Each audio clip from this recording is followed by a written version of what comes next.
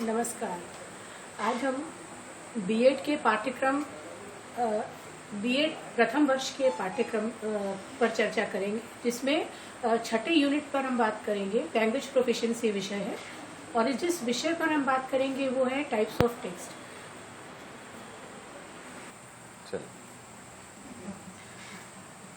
आज हम जिस विषय पर बात कर रहे हैं टाइप्स ऑफ टेक्स्ट। टेक्स्ट के बारे में हम जानेंगे कि टेक्स्ट वास्तव में क्या है।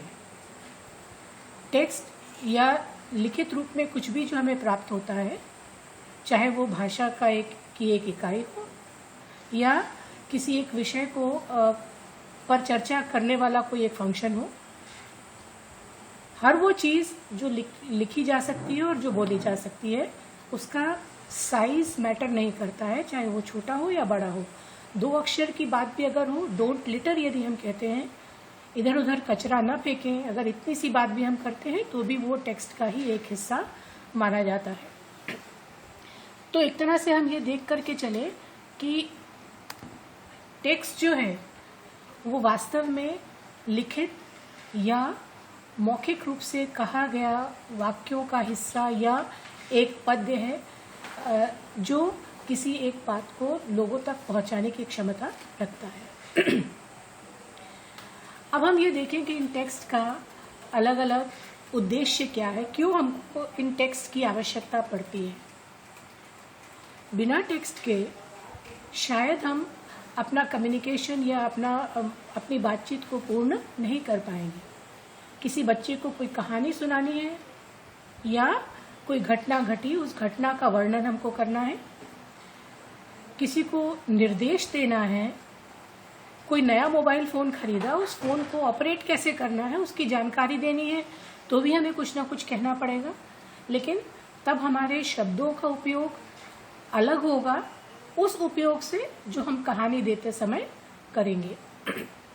अगर हमें किसी को किसी बात के लिए, अगर मान लीजिए हमें कोई चीज़ बेचनी है और हमें सामने वाले ग्राहक को इस बात के लिए तैयार करना है कि वो हमसे हमारा सामान खरीद ले, तब हम जिस प्रकार शब्दों का उपयोग करेंगे वो उपयोग उस तरीके से अलग होगा जो कहानी सुनाते समय हम करते हैं या किसी चीज़ का वर्णन करते समय हम करते हैं।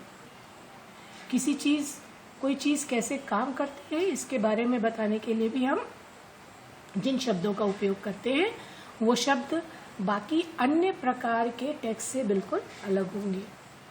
तो हम ये जाने कि टेक्स्ट के अलग अलग उद्देश्य होते हैं, अलग अलग चीज़ों के लिए हम टेक्स्ट का इस्तेमाल करते हैं। अब हम इसको देखें। अगर हम एक कहानी सुना रहे हैं तो हमारा टेक्स्ट कैसा होगा? वर्णनात्मक या नरेटिव टेक्स्ट होगा। अगर किसी चीज़ का वर्णन करना है या विवरण देना है तो हम डिस्क्रिप्टिव टेक्स्ट का इस्तेमाल करेंगे। किसी को निर्देश देना है तो निर्देशात्मक या इंस्ट्रक्शनल टेक्स्ट का इस्तेमाल किया जाता है। अगर हमको वाद विवाद करना है, अपनी बात को लोगों तक पहुंचाने का कार्य करना है, किसी को अपने पक्ष को रखना है बहुत मजबूती से और उस पर हम साक्ष्य प्रस्तुत करते हैं, तो जिस प्रकार के टेक्स्ट का इस्तेमाल हम करते हैं वो टेक्स्ट आर्ग्यूमेंटेटिव टेक्स्ट कहलाते हैं। कक्षा में जब हम अपने बच्चों को किसी चीज़ को समझाते हैं, एक्सप्लेन करते हैं, किसी चीज़ का वर्णन करते हैं, व्याख्या देते हैं, उस प्रकार के टेक्स्ट को आप एक्सपोजिटरी टेक्स्ट कहते हैं।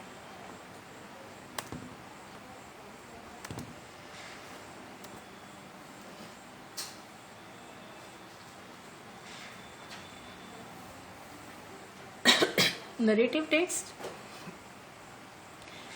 टेक्स्ट में मूल रूप से हम वर्णन करते हैं, कोई कहानी लेते हैं, किसी कहानी का वर्णन हम इसमें करते हैं। तो कहानी की शुरुआत कैसे हुई, कहानी में समस्या क्या थी, कहानी की विभिन्न समस्याओं का समाधान किस प्रकार से किया गया और उसके बाद उस कहानी को एंड कैसे किया गया, ये सारी चीज़ें आपके नरेटिव टेक्स्ट में शामिल होंगी।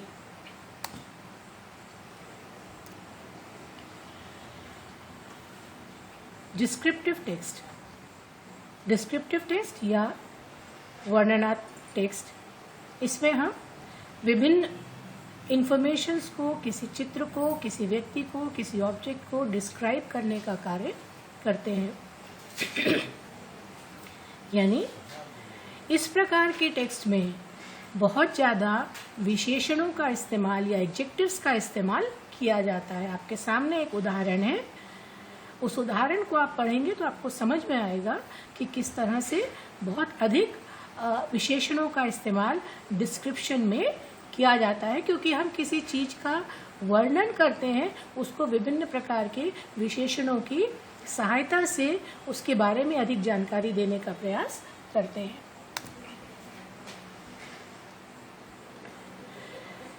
डिस्क्रिप्टिव टेक्स्ट के बारे में जब आप बात करें तो आप देखें कि किस तरह से आप कहते हैं इट इज़ वेरी बिग, उसके 2 साइड्स हैं, उसकी बहुत बड़ी आंखें हैं।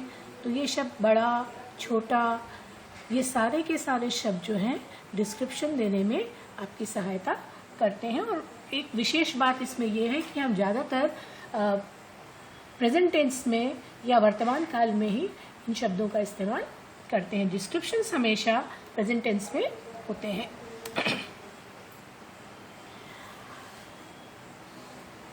उसके बाद हम आते हैं इंस्ट्रक्शनल टेक्स्ट पर।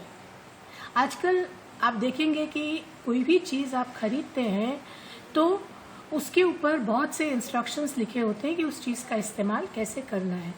मान लीजिए आपने एक नया मोबाइल ही खरीदा, तो उस मोबाइल को इस्तेमाल किस तरह से करना है, उसके कौन से बटन्स किस फीचर्स के काम आते हैं, ये सारी चीज़ें उसमें लिखी होती हैं। हमारे पास एक फ्लो चार्ट होता है जो ये बताता है कि इसको कैसे ऑन करना है, आपको नया अकाउंट कैसे बनाना है, इसको क्लिक कैसे करना है। तो उसमें इस्तेमाल किए जाने वाले शब्द निर्देशात्मक होते हैं। यानी हम आदेश के रूप में आप पहले ऑन बटन पे जाएं, बटन को दबाएं, बटन दबने के बाद में आपको एक लाल बत्ती दिखाई देगी। उस बत्ती का जलने का अर्थ ये है कि आपका मोबाइल ऑन हो चुका है। अब आप टच स्क्रीन पर जा कर के धीरे धीरे उसे सरकाएं। यानी इस तरह के निर्देश जब कभी भी हमको मिलते हैं तो हमारी भाषा में कोई वर्णन नहीं होता, कोई विवरण नहीं होता, सिर्फ तथ्य होते हैं, सीधी सीधी बातें होती हैं जो किसी भी कार्य को करने में सहायता देने में हमारी सहायता करती हैं।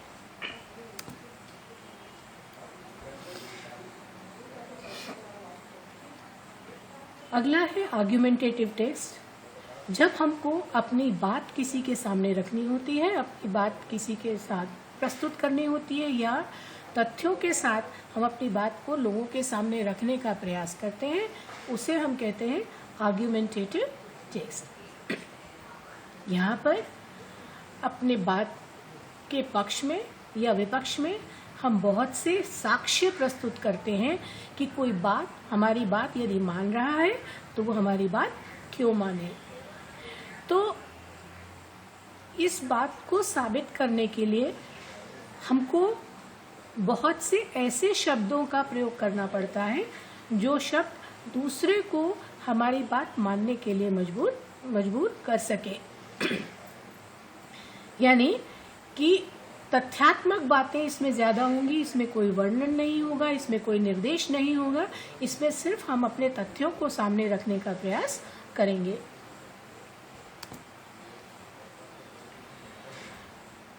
तो आर्ग्यूमेंटेटिव टेक्स्ट की एक विशेषता ये है कि हमारे पास एविडेंस होना चाहिए और उन साक्ष्यों को प्रस्तुत करने के लिए हमारे पास वो शब्द होने चाहिए।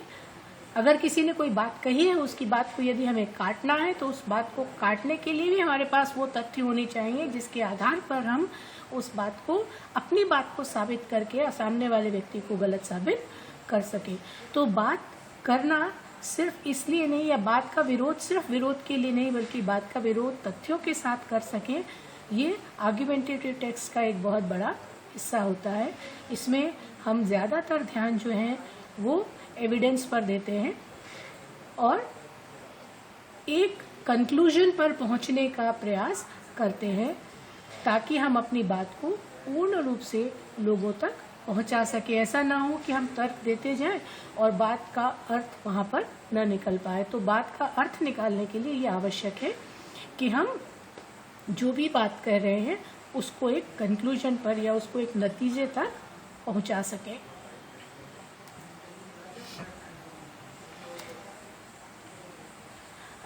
अब हम आते हैं बहुत ही महत्वपूर्ण टेक्स्ट पर, जिसको हम कहते हैं एक्सपोजिटरी टेक्स्ट, यानी इस प्रकार के टेक्स्ट जो नेचुरल सोशियो कल्चरल फिनोमेना को डिस्क्राइब करते हैं। यानी कोई भी काम कैसे होता है या कोई गाड़ी कैसे चलती है, किस तरह से किसी कार्य को बनाया जाता है, बारिश क्यों होती है, व्याख्या जब हम किसी ऐसे विषय की करते हैं उस प्रकार के टेक्स्ट को हम एक्सपोजिटरी टेक्स्ट कहते हैं।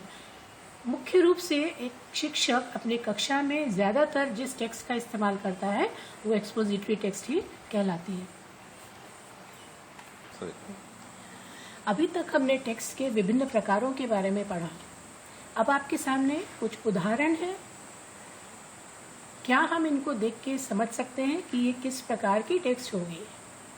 2 पुस्तकें हमारे पास है, Hazel and Gretel, Harry Potter.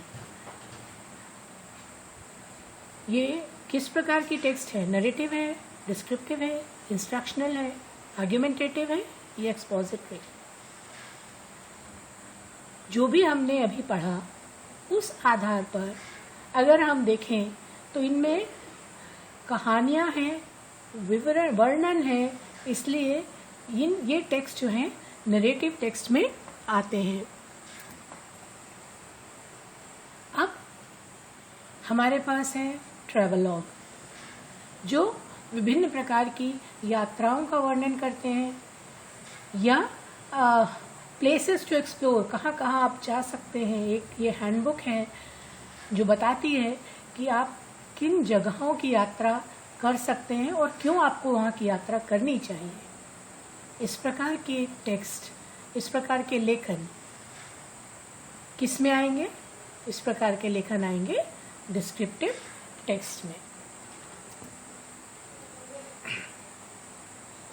अब हमारे पास कुछ उदाहरण हैं हेल्प मैनुअल के, जो एक मैनुअल है कि कौन सी चीज़ किस प्रकार से कार्य करती है, या आपको किसी को अगर एम्प्लॉय करना है या कुछ दिनों में अगर आपको कोई चीज़ सीखनी है तो आप कैसे सीख सकते हैं, इसका वर्णन है।